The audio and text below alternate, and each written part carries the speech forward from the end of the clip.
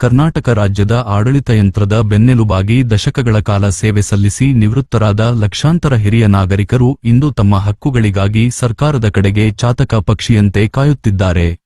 ಮುಖ್ಯಮಂತ್ರಿ ಸಿದ್ದರಾಮಯ್ಯ ಅವರ ನೇತೃತ್ವದ ಸರ್ಕಾರವು 7ನೇ ವೇತನ ಆಯೋಗದ ವರದಿಯನ್ನು ಜಾರಿಗೊಳಿಸುವುದಾಗಿ ಭರವಸೆ ನೀಡಿದ್ದರೂ ನಿವೃತ್ತ ನೌಕರರಿಗೆ ಸಂಬಂಧಿಸಿದ ಹಲವು ಪ್ರಮುಖ ಶಿಫಾರಸುಗಳು ಇನ್ನೂ ಕಡತಗಳಲ್ಲೇ ಉಳಿದುಕೊಂಡಿವೆ. ಇದರಲ್ಲಿ ಪ್ರಮುಖವಾದುದು 70 ವರ್ಷ ದಾಟಿದ ನಿವೃತ್ತ ನೌಕರರಿಗೆ ನೀಡಬೇಕಾದ ಶೇ 10% ಹೆಚ್ಚುವರಿ ಪಿಂಚಣಿ.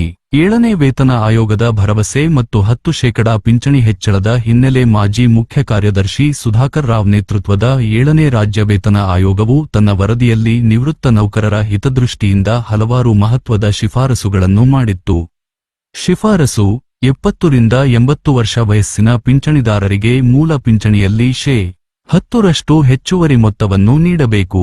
ಉದ್ದೇಶ: ವಯಸ್ಸಾದಂತೆ ಹೆಚ್ಚಾಗುವ ವೈದ್ಯಕೀಯ ವೆಚ್ಚಗಳು ಮತ್ತು ಜೀವನೋಪಾಯದ ಅನಿಶ್ಚಿತತೆಯನ್ನು ಸರಿದೂಗಿಸಲು ಈ ಮೊತ್ತವು ಸಹಕಾರಿಯಾಗಲಿದೆ ಎಂಬುದು ಆಯೋಗದ ಆಶಯವಾಗಿತ್ತು. ಪ್ರಸಕ್ತ ಸ್ಥಿತಿ: ಸರ್ಕಾರವು ಆಗಸ್ಟ್ 1, 2024 ರಿಂದ ಅನ್ವಯವಾಗುವಂತೆ ಮೂಲ ವೇತನ ಮತ್ತು ಪಿಂಚಣಿಯಲ್ಲಿ ಶೇ 58.5% ಹೆಚ್ಚಳದ ಆದೇಶ ಹೊರಡಿಸಿದೆಯಾದರೂ ಈ ಹೆಚ್ಚುವರಿ ಶೇ 10ರ ಶಿಫಾರಸನ್ನು ಅಧಿಕೃತವಾಗಿ ಜಾರಿಗೆ ತಂದಿಲ್ಲ. ಜಾರಿಯಲ್ಲಿನ ವಿಳಂಬಕ್ಕೆ ಕಾರಣಗಳೇನು?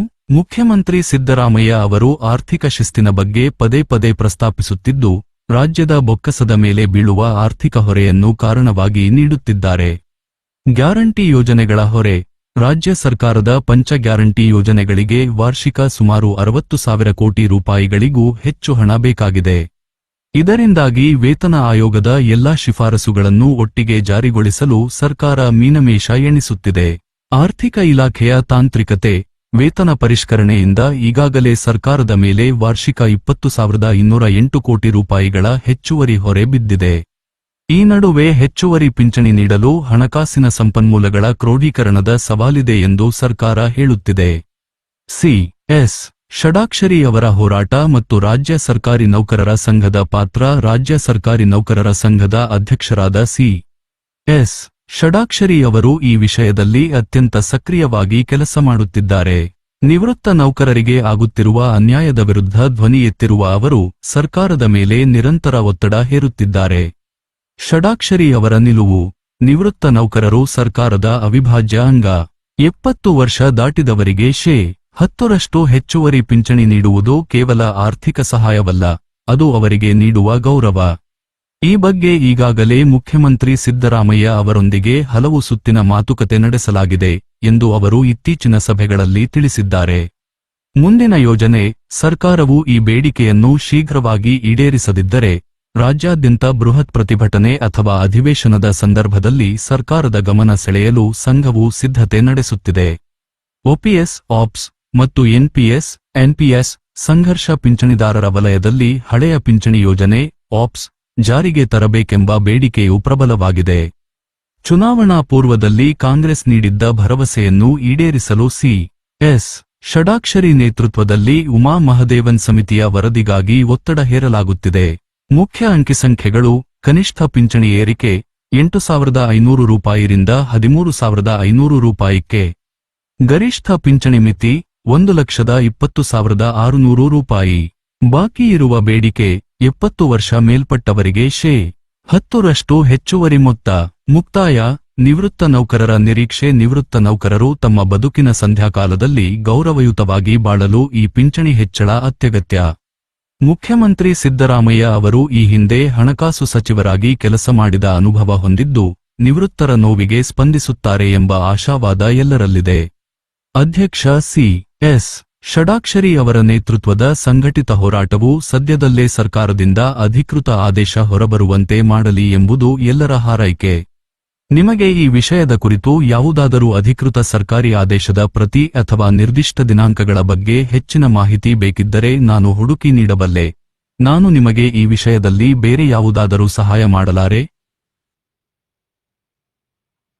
ಸೊ ಬೇಸಿಕಲಿ ನೀವು ನೋಡ್ತಾ ಇರುವಂತದ್ದು ಯಾವ ರೀತಿಯಾಗಿ ನಮ್ಮ ಒಂದು ರಾಜ್ಯದಲ್ಲಿ ಪಿಂಚಣಿದಾರರಿಗೆ ಕಂಟಿನ್ಯೂಸ್ ಆಗಿ ಅನ್ಯಾಯ ಆಗ್ತಾ ಇರುವಂತದ್ದು.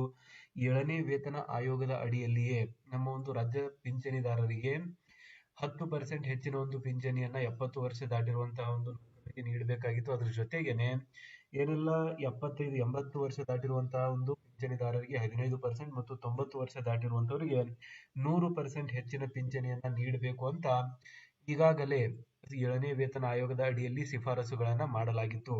ಬಟ್ ಅದ್ಯಾವುದೂ ಕೂಡ ಇನ್ನೂ ಇಂಪ್ಲಿಮೆಂಟ್ ಆಗದೇ ಇರುವಂತದ್ದು ರಾಜ್ಯ ಪಿಂಚಣಿದಾರರ ಒಂದು ಆಕ್ರೋಶ ವ್ಯಕ್ತಪಡಿಸ್ತಾ ಇರುವಂತಹ ಒಂದು ವಿಷಯವಾಗಿದೆ.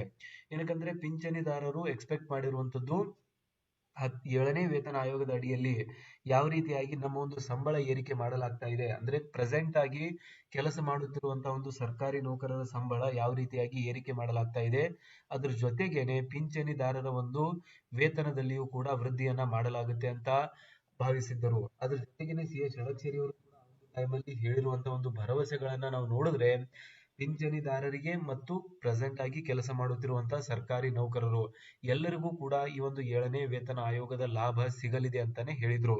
ಸೊ ಇದಾದ್ಮೇಲೆ ಪಿಂಚಣಿದಾರರ ಒಂದು ನಿವೃತ್ತ ನೌಕರರು ಮತ್ತು ಪಿಂಚಣಿದಾರರ ಸಂಘದ ಅಧ್ಯಕ್ಷರಾಗಿರುವಂತಹ ಎಲ್ ಭೈರಪ್ಪನವರು ಕೂಡ ನಮ್ಮ ಒಂದು ಸಿ.ಎಸ್. ಷಡಕ್ಷರಿ ಅವರಿಗೆ ಪತ್ರಗಳನ್ನ ಕೂಡ ಬರೆದಿದ್ದಾರೆ. ಸಿ.ಎಂ. ಸಿದ್ದರಾಮಯ್ಯನವರನ್ನ ಕೂಡ ಭೇಟಿ ಮಾಡಿರುವಂತದ್ದು ನಾವು ಮೊದಲು ನೋಡಿದ್ದೇವೆ. ಸೊ ಎಲ್ಲ ಒಂದು ಚರ್ಚೆಗಳಲ್ಲಿ ಬೇಸಿಕಲಿ ಸರ್ಕಾರ ಪಾಸಿಟಿವ್ ಆಗಿ ಸ್ಪಂದನೆಯನ್ನೇ ನೀಡ್ತಾ ಇದೆ. ಆದರೆ ಅದಕ್ಕೆ ತಕ್ಕಂತೆ ರಿಸಲ್ಟ್ಗಳು ಯಾವುದೇ ರೀತಿಯಾಗಿ ಕಾಣ್ತಾ ಇಲ್ಲ. ನಮ್ಮ ಒಂದು ಪಿಂಚಣಿದಾರರಿಗೆ ಸಿಗ್ತಾ ಇರುವಂತಹ ಪಿಂಚಣಿ ಆಗಿರ್ಬೋದು ಅಥವಾ ಫ್ಯಾಮಿಲಿ ಪೆನ್ಷನ್ ಆಗಿರ್ಬೋದು ಇನ್ನೂ ಕೂಡ ವೃದ್ಧಿ ಆಗದೆ ಇರುವಂತದ್ದು ತುಂಬಾನೇ ಕ್ಲಿಷ್ಟಕರ ವಿಷಯವಾಗಿರುವಂತದ್ದು. ಸೊ ಆ ಒಂದು ನಿಟ್ಟಿನಲ್ಲಿ ರೀಸೆಂಟ್ ಆಗಿ ಸಿ.ಎಂ. ಸಿದ್ದರಾಮಯ್ಯವರನ್ನ ಭೇಟಿ ಮಾಡಿರುವಂತಹ ಸಿ.ಎಸ್. ಷಡಕ್ಷರಿ ಅವರು ನಮ್ಮ ಒಂದು ರಾಜ್ಯದಲ್ಲಿ ನಮ್ಮ ಸರ್ಕಾರಿ ನೌಕರರ ಬೇಡಿಕೆಯಂತೆ 7ನೇ ವೇತನ ಆಯೋಗವನ್ನ ನೀವು ಇಂಪ್ಲಿಮೆಂಟ್ ಮಾಡಿಕೊಟ್ಟಿದ್ದೀರಾ. ಆ ಒಂದು ವಿಷಯದಲ್ಲಿ ನಿಮಗೆ ಧನ್ಯವಾದಗಳನ್ನ ನಾವು ಹೇಳಕ್ ಬಯಸ್ತೀವಿ. ಆದರೆ ನಮ್ಮ ಒಂದು ಪಿಂಚಣಿದಾರರ ಬಹುದಿನಗಳ ಬೇಡಿಕೆ ಆಗಿರುವಂತಹ ಏನು ವರ್ಷಗಳಿಗೆ ಸಂಬಂಧಿಸಿದಂತೆ 70 ವರ್ಷ ದಾಟಿರುವಂತಹ ಪಿಂಚಣಿದಾರರಿಗೆ 10% ಹೆಚ್ಚಿನ ಪಿಂಚಣಿ, ಅದೇ ರೀತಿಯಾಗಿ 80 ವರ್ಷ ದಾಟಿರುವಂತಹ ಪಿಂಚಣಿದಾರರಿಗೆ 15% ಮತ್ತು 90 ವರ್ಷ ದಾಟಿರುವಂತಹ ಪಿಂಚಣಿದಾರರಿಗೆ ಸುಮಾರು 100% ಇಲ್ಲಿ ಹೆಚ್ಚಿನ ಒಂದು ಪಿಂಚಣಿಯನ್ನ ನೀಡಬೇಕು ಅಂತ ಏನು ಮೊದಲಿನಿಂದಲೂ ಬೇಡಿಕೆಯನ್ನ ಇಡಲಾಗ್ತಾ ಇದೆ. ಆ ಒಂದು ಬೇಡಿಕೆಯನ್ನ ಯಾವಾಗ ಸರ್ಕಾರ ಈಡೇರಿಸಲಿದೆ, ಯಾವಾಗ ಅದಕ್ಕೆ ನೀವು ಗ್ರೀನ್ ಸಿಗ್ನಲ್ ಅನ್ನ ನೀಡ್ತೀರಾ ಮತ್ತು ಯಾವಾಗ ಆಕ್ಚುಯಲ್ ಆಗಿ ನಮ್ಮ ಒಂದು ಪಿಂಚಣಿದಾರರ ಖಾತೆಗೆ ಹೆಚ್ಚಿನ ಮೊತ್ತ ಬಂದು ಸೇರಲಿದೆ, ಈ ಒಂದು ವಿಷಯಗಳಿಗೆ ಸಂಬಂಧಿಸಿದಂತೆ ಚರ್ಚೆಯನ್ನ ಮಾಡಲಾಗಿದೆ. ಸೊ ಅದಕ್ಕೆ ಸಿ.ಎಂ. ಸಿದ್ದರಾಮಯ್ಯನವರು ಕೂಡ ಪಾಸಿಟಿವ್ ಆಗಿ ಸ್ಪಂದನೆಯನ್ನ ನೀಡಿದ್ದಾರೆ ಅಂತ ಹೇಳಲಾಗ್ತಾ ಇದೆ. ಅಂಡ್ ಮುಂಬರುವ ದಿನಗಳಲ್ಲಿ ಅದಕ್ಕೆ ಸಂಬಂಧಿಸಿದಂತೆ ಅಫಿಷಿಯಲ್ ಆಗಿರುವಂತಹ ಒಂದು ಕರ್ನಾಟಕ ಸರ್ಕಾರದ ಕಡೆಯಿಂದ ಕರ್ನಾಟಕ ಸರ್ಕಾರ ನಡಾವಳಿಗಳ ಒಂದು ಪತ್ರವನ್ನ ರಿಲೀಸ್ ಮಾಡುವ ಮುಖಾಂತರ ರಾಜ್ಯದ ಎಲ್ಲ ಒಂದು ಪಿಂಚಣಿದಾರರಿಗೆ ಏನು 70 ವರ್ಷ ದಾಟಿರುವಂತಹ ಪಿಂಚಣಿದಾರರಿದ್ದಾರೆ ಅವರಿಗೆ ಇಲ್ಲಿ ಆಗ್ತಾ ಇರುವಂತಹ ಅನ್ಯಾಯವನ್ನ ನಾವು ಸರಿಪಡಿಸ್ತೀವಿ ಅನ್ನೋ ಒಂದು ವಿಷಯವನ್ನ ಕೂಡ ಹೇಳಿದ್ದಾರೆ. ಆದರೆ ಈ ಒಂದು ವಿಷಯ ತುಂಬಾ ಸತಿ ಈ ರೀತಿಯಾಗಿ ಆಗಿದೆ. ಅಂದ್ರೆ ಮೊದಲು ಕೂಡ ಇದ್ರ ಮೇಲೆ ಡಿಸ್ಕಷನ್ಸ್ ಗಳು ಆಲ್ರೆಡಿ ಆಗಿದೆ, ಇದ್ರ ಮೇಲೆ ತುಂಬಾ ಸತಿ ಮೀಟಿಂಗ್ಸ್ ಗಳು ಕೂಡ ಆಗಿದೆ. ಅಂಡ್ ಸರ್ಕಾರ ಯಾವತ್ತೂ ಕೂಡ ನಾವು ಕೊಡಂಗಿಲ್ಲ ಅಂತ ಹೇಳ್ತಿಲ್ಲ, ಕೊಡುತ್ತೆ ಅಂತಾನೆ ಹೇಳ್ತಾ ಇದೆ. ಆದರೆ ಯಾವಾಗ ಆಕ್ಚುಯಲ್ ಆಗಿ ಸರ್ಕಾರಿ ನೌಕರರ ಖಾತೆಗೆ ಈ ಒಂದು ಹಣ ಬಂದು ಸೇರಲಿದೆ, ಯಾವಾಗ ಪಿಂಚಣಿದಾರರ ಒಂದು ಪಿಂಚಣಿ ಏರಲಿದೆ ಮತ್ತು ಯಾವಾಗ